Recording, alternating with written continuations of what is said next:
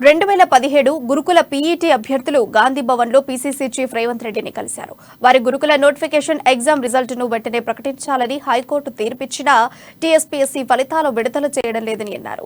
తమ సమస్యను ప్రభుత్వం దృష్టికి తీసుకువెళ్లాలని రేవంత్ను కోరారు. అనంతరం గాంధీ భవన్ వద్ద వారు ప్లకార్డులతో నిరసన చేపట్టారు. మరోవైపు గాంధీ భవన్ కు పోలీసులు భారీగా చేరుకుంటున్నారు.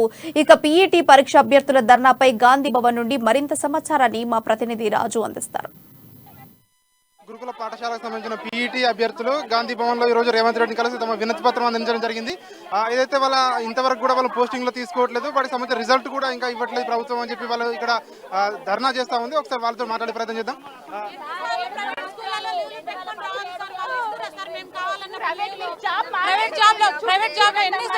ఎన్ని సంవత్సరాల నుండి చేయాలి సార్?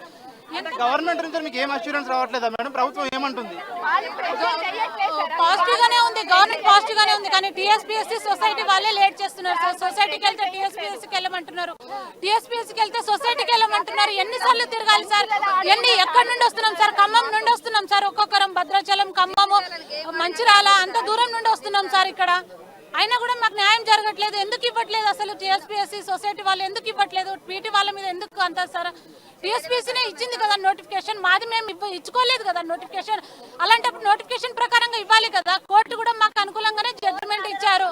కోర్టు కూడా మీకు ఆల్రెడీ ఇచ్చింది సార్. కోర్టు కూడా మాకు ఫేవర్ ఇచ్చింది, అయినా క్లారిఫికేషన్ తెచ్చుకోండి అని మాట్లాడుతున్నారు సార్. మాతోని లీగల్ ఒపీనియన్ తీసుకున్నాం, అందరూ మాకు ఫేవర్ గానే ఇచ్చారు. టీఎస్పీఎస్సీ వాంటెడ్ గానే చేస్తుంది సార్. ఇదంతా మాకు ఒక పిల్లల రిక్రూట్మెంట్ ఆపడానికి కారణం ఏంటో చెప్పట్లేదు సార్. తొందరగా పెట్టండి ఇవన్నీ అయినా కూడా ఇవ్వట్లేదు అసలు. టీఎస్సీ వాళ్ళు ఎందుకు అంత చలించట్లేదో అర్థం అవ్వట్లేదు. మరి అలాంటప్పుడు నోటిఫికేషన్ ఎందుకు ఇవ్వాలి సార్? ఫస్ట్ నోటిఫికేషన్ ఇవ్వకుండా ఉంటే మేము బాగుండు కదా. చిన్న 6 months పిల్లలను ఇంట్లో వదిలేసి మేము కోచింగ్ హైదరాబాద్ వచ్చి కోచింగ్ తీసుకున్నాము. అలాంటప్పుడు ఎందుకు ఇవ్వట్లేదు సార్? మాకు 1:2 తొందరగా ఇవ్వాలి. అప్పటి వరకు ఇక్కడ నుండి కదిలేది లేదు, మేము ఇక్కడే ఉంటాము.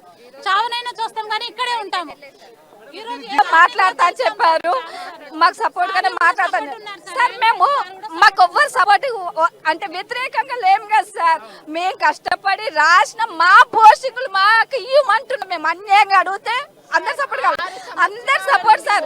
ప్రతి రాజకీయ నాయకుడు దగ్గరికి వెళ్ళి కాలు మొక్కితే వాళ్ళు సొసైటీలకు టీఎస్పీఎస్సీ చేస్తాం 3 days చేస్తాం. ఈ 3 days అనుకుంటూ మా జీవితాలతో ఆడుకుంటున్నారు సార్. ఎందుకు సార్? వాళ్ళ పిల్లల్లో వాళ్ళదైతే బాధ ఉంటుండే, మేము కదా ఆఫ్టర్ ఆల్ నిరుద్యోగం కదా, మళ్ళీ చాలా బతుకులు కదా, మేము ఏం చేయలేం కదా. వాళ్ళందరినీ అట్లా ఆడుకుంటున్నారు. సొసైటీలో హెడ్ ఆఫ్ ద డిపార్ట్ వాళ్ళు సీరియస్గా ఉన్నాక గవర్నమెంట్ రాజకీయ నాయకులు చెప్పినాక కూడా వాళ్ళు సీరియస్గా తీసుకుంటలేరు అంటే ఏందన్నాడు సార్? అంటే మేము నిరుద్యోగులము, ఆఫ్టర్ ఆల్ అల్పజీవులం కాదు సార్, అల్పజీవులము, మేము ధనికులం కాదు కాబట్టి ఏం చేయలేము అని అంత దిర్జాగుంటున్నారు. పెద్ద కుంభకోణాలు చేసి టీఎస్పీకి మా జీవితాలు ఎంత సార్? గాంధీ భవన్ దగ్గర అయితే ధర్నా చేస్తా ఉన్న పరిస్థితి ఉంది. వాళ్ళు చాలా కన్నీటి పర్యంతమై కూడా అవుతా ఉన్నారు. సో వాళ్ళందరూ కూడా చెప్తున్నారు మేము 1:2 ఉన్నాము, అయినా కూడా టీఎస్పీఎస్సీ తాత్సారం చేస్తుంది. గత 5 సంవత్సరాలుగా మేము న్యాయపరంగా కూడా కొట్లాడాము, హైకోర్టు కూడా మాకు గ్రీన్ సిగ్నల్ ఇచ్చింది ఫలితాలు విడుదల చేయమని చెప్పి. అయినా కూడా ఇక్కడ వీళ్ళు ఎవరు స్పందించలేదని చెప్పి వాళ్ళు చెప్తా ఉన్నారు. సో ఇది ఇక్కడ పరిస్థితి. గాంధీ భవన్ నుంచి వీడియో జర్నలిస్ట్ మల్లేశ్వర్ రాజు, హైదరాబాద్.